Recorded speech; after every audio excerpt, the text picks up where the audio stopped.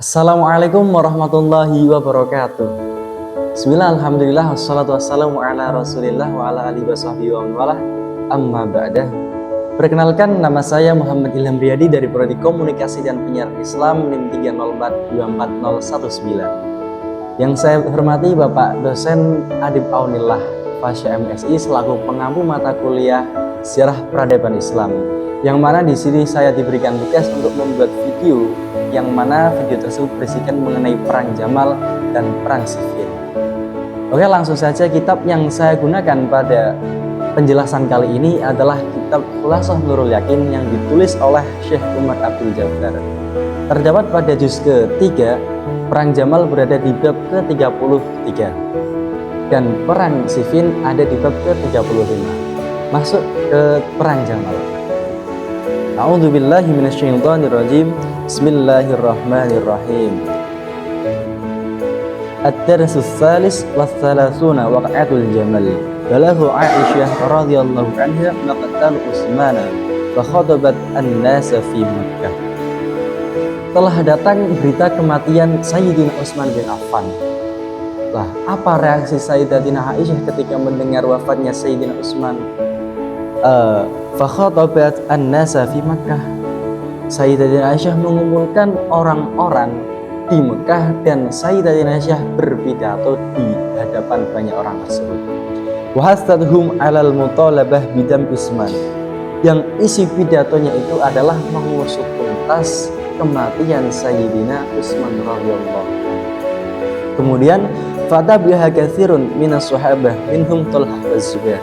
Kemudian dari banyaknya orang yang terkumpul pada saat itu, ada beberapa sahabat yang mengikuti. Di antaranya adalah sahabat Thalhah dan sahabat Zubair. Kemudian fasarat bihim ilal Basrah fastaulat 'alaiha wasta'addat lil qital. Setelah berpidato dan beberapa sahabat mengikuti Sayyidatina Aisyah, orang-orang yang dipimpin oleh Sayyidatina Aisyah bepergian ke tanah Basrah. Setelah itu Sayyidatina Aisyah menguasai tanah Basrah dan mempersiapkan untuk berperang melawan pasukan Sayyidina Ali. Kemudian walamma balaghu aliyan dzalika sara ilaiha fi jaishin. Setelah Sayyidina Ali mendengar bahwa Sayyidatina Aisyah itu mempersiapkan pasukan untuk menyerang kubu Sayyidina Ali, Sayyidina Ali juga mempersiapkan pasukan dan mendatangi Sayyidatina Aisyah. Kemudian wajarat bainahu wa bainaha mufawadah kadat yantahi bisulh. Setelah pertemuan antara Sayyidina Ali dan Sayyidatina Aisyah, itu kadat yantahi bisulh. Ada permusyawarahan, dan di mana permusyawarahan tersebut itu sudah sampai di titik akan adanya suatu akad perdamaian antara kubu Sayyidatina Aisyah dan kubu Sayyidina Ali. Tetapi laula anna qatalat Utsman khafu ala anfusihim minal qatli fafsadu as-sulha. Ada beberapa orang yang termasuk dalam kasus pembunuh Sayyidina Utsman itu mereka merasa ketakutan sehingga mereka merusak akad perjanjian perdamaian tersebut. Kemudian wanasyab al-qitalu bainal jaisyaini. Perangnya terjadi sangat dahsyat antara pasukan Sayyidina Ali melawan pasukan Sayyidatina Aisyah radhiyallahu anha. Wantaha binasri Ali radhiyallahu anhu wa qatl Thalhah wa Zubair. Dan bagaimana perang itu bisa selesai? Perang itu selesai karena Sayyidina Ali mendapatkan pertolongan dan kubu Sayyidatina Aisyah atau penggede atau panglimanya yakni Thalhah wa Zubair, Thalhah dan Zubair itu meninggal dunia. Setelah Thalhah dan Zubair itu meninggal dunia, perang Jamal itu telah selesai. Kemudian wasumiyat hadhil waq'ah bi waq'atil Jamal. Perang antara Sayyidina Ali melawan Sayyidatina Aisyah itu dinamakan perang Jamal. Kenapa kok dinamakan perang Jamal? Li'anna ummul mukminin Aisyah radhiyallahu anha kanat ragiban 'alal Jamal. Ummul mukminin yakni Sayyidatina Aisyah itu ketika beliau berperang yang ditungganginya bukanlah kuda, bukanlah gajah, tapi unta. Jadi unta dalam bahasa Arab itu bisa disebutkan dengan Jamal, sehingga berhubung Sayyidatina Aisyah itu mengendarai unta ketika berperang, maka perang antara Sayyidatina Aisyah melawan Sayyidina Ali dinamakan dengan perang Jamal.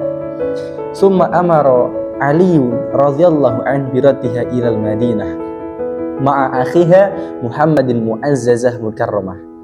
Setelah kekalahan Sayyidatina Aisyah dalam pertempuran tersebut, Sayyidina Ali memerintahkan Sayyidatina Aisyah untuk kembali ke Madinah bersama saudara laki-lakinya, yakni Muhammad yang mulia. Wadzalika sanata sittina wa salasina hijriyah. Perang Jamal atau perang antara Sayyidatina Aisyah melawan Sayyidina Ali itu terjadi pada tahun ke-36 Hijriah. Perang Jamal juga bisa disebut sebagai perang saudara sesama Islam, sesama muslim muslimat yang pertama dalam sejarah. Demikian yang bisa saya paparkan mengenai perang Siffin. Yang selanjutnya saya akan menjelaskan mengenai perang Siffin. Ad-Darsul Khamis wassalasuna waq'atu Siffin. Perang Siffin dalam kitab Khulasah Nurul Yakin itu ada pada bab ke-35 Al-Khamis wassalasuna, pada juz ketiga bab ke-35.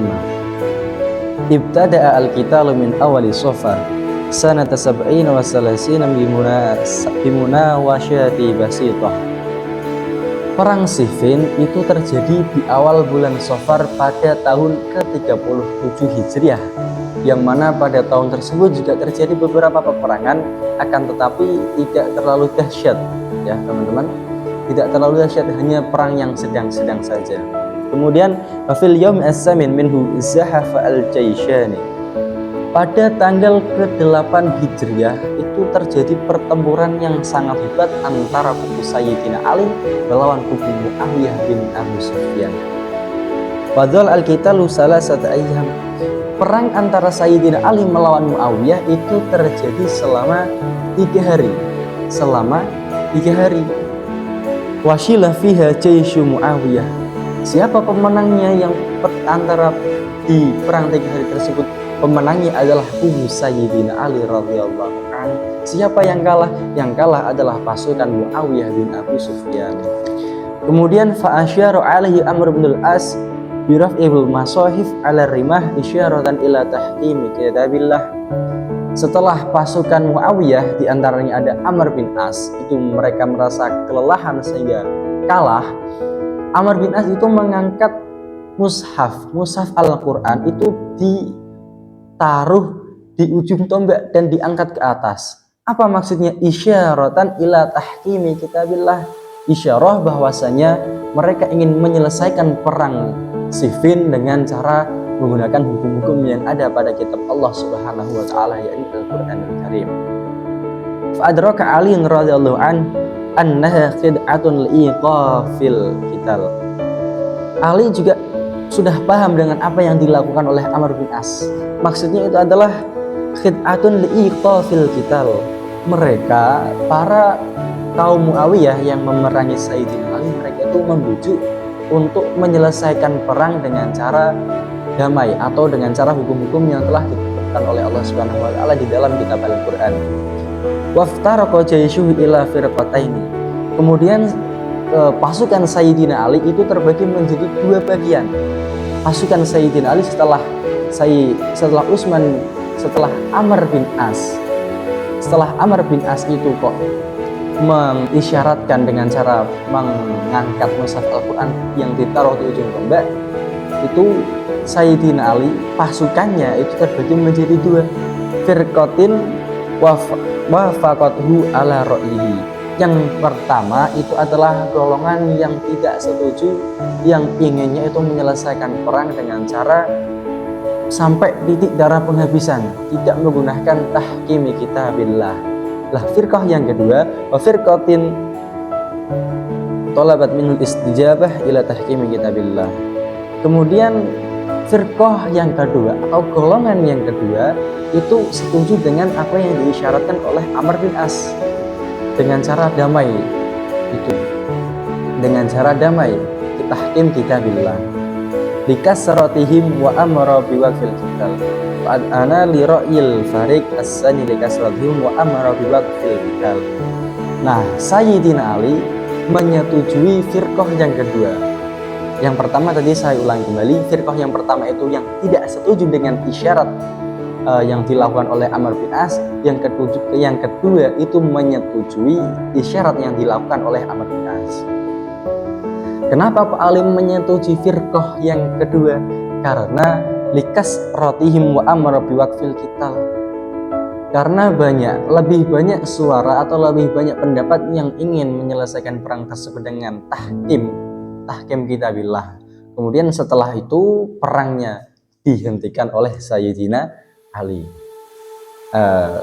Sekian mungkin yang dapat saya sampaikan mengenai perang Jamal dan perang Siffin.